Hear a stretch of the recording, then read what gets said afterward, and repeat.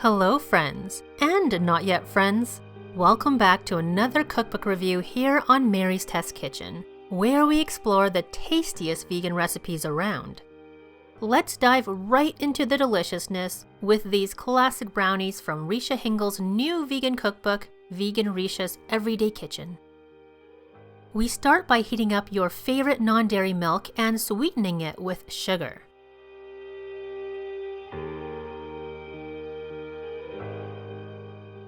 And 2 different types of chocolate chips.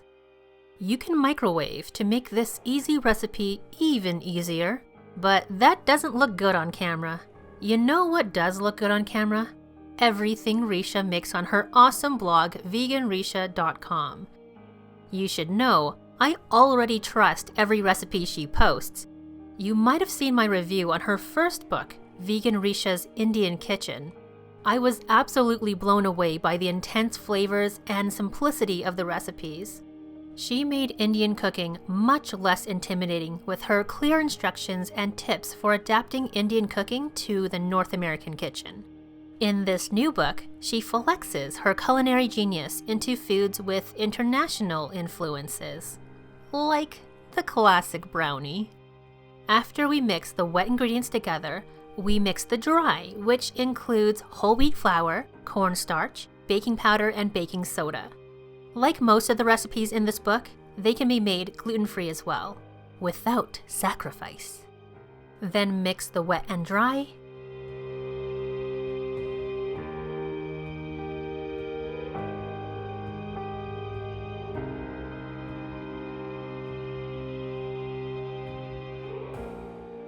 And resist the urge to eat this chocolatey, fudgy gooiness with a spoon. Instead, add 3 tablespoons of chocolate chips. Pour the batter into your prepared baking pan. The recipe uses an 8x8 square pan, but I don't have one of those, so I just used the equivalent round spring pan. It works just as well. Decorate with another tablespoon of chocolate chips. And then you can bake these in a preheated 350-degree Fahrenheit oven for 30 to 32 minutes. Get them out of the oven pronto to avoid overbaking and keep that fudgy texture. Doesn't that look perfect? But then I expected them to be perfect. Personally, I like the chewy edge bits of the brownies best. But the inside is fudgy as promised by the recipe. They are a little bit too sweet for my taste, to be honest. I would reduce the sugar by 1/4 probably, but then I usually feel that way about Western desserts. These are amazing anyways, but don't take my word for it. You can judge for yourself. The full recipe link is in the description below. This book is called Vegan Richa's Everyday Kitchen. So I wanted to try a more everyday type food, like these everyday black bean burgers. It starts with some healthy whole food ingredients, walnuts and oats, brain food and gain food, am I right? Then onion and pickled jalapeno slices. Already I'm excited because anything with pickled jalapenos is usually awesome. And pulse a few times until the walnuts and onions are evenly chopped. By the way, if you can't have walnuts, you can use seeds instead. This book has lots of options if you're nut-free.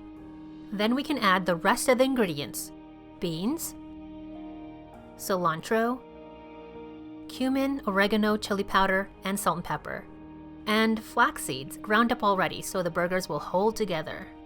We'll process and make sure to keep some texture. Transfer to a bowl and let this mixture sit before we go to form patties. In the meantime, let's make some sauce. Celery Ranch sauce. This has got to be one of the easiest recipes in the book. Everything goes in a blender and you blend it. That's it. But does it taste like ranch? No. I don't really think this tastes anything like ranch dressing or dip. The first ever recipe from Vegan Richa that did not taste like I expected. But it does taste good. If you like nooch, and you know I love nooch, I think you'll still be into this even if it doesn't really taste like a classic ranch. Back to the burgers.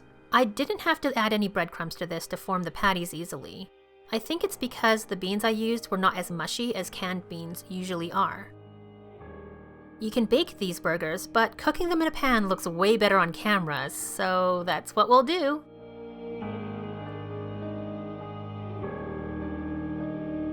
I can't tell you how good they smell when they're cooking.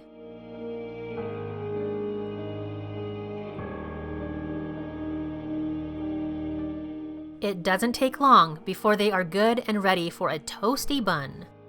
First, a little Celery Ranch, and then a nicely browned black bean burger. Or two.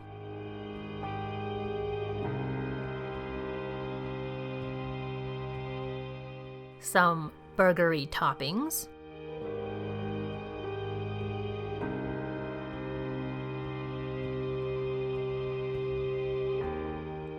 And this burger tastes wonderful. The ranch, although not tasting like a regular ranch dressing, is super flavorful and delicious. The burger itself is hearty and satisfying, really filling. The texture is still soft like most bean burgers, but it has texture, so it's not pure mush. I would 100% make this again. I was looking for a bit more pow for the next recipe when I came across Firecracker sauce. This book is not organized by breakfast, lunch, and dinner like many other cookbooks, but it's organized by sauce or how the food is eaten, like bowls or deep dish. So with this Firecracker sauce, there are recipes for cauliflower bites, chickpea salad, and jackfruit sandwiches. You can really mix and match the recipes. Lots of great looking sauces like peanut sauce, sweet and sour, masala, tahini garlic, classic red sauce, and more. Cauliflower was on super sale this week, so we're making cauliflower bites. They're baked, not fried. Nothing in this book is deep fried. You know I love my deep fried beer battered cauliflower. I mean, you know I love my deep fried everything. And coming up on Wednesday, I'll be sharing the best vegan fried chicken ever. Make sure you're subscribed and have notifications on so you don't miss it. But I can certainly get down on baked cauliflower as long as we can get some great flavor and texture. And these certainly have great flavor and texture. You can have them with Manchurian sauce, sweet and sour, kung pao, buffalo sauce, but we're doing Firecracker. And there we have it, the pow I was looking for. Vegan Richa's Everyday Kitchen has proved to be another wonderful cookbook by Richa Hingle.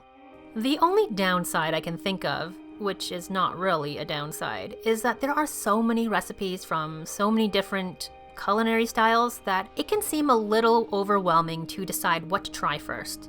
But if you're following this channel, I think you're up to the challenge.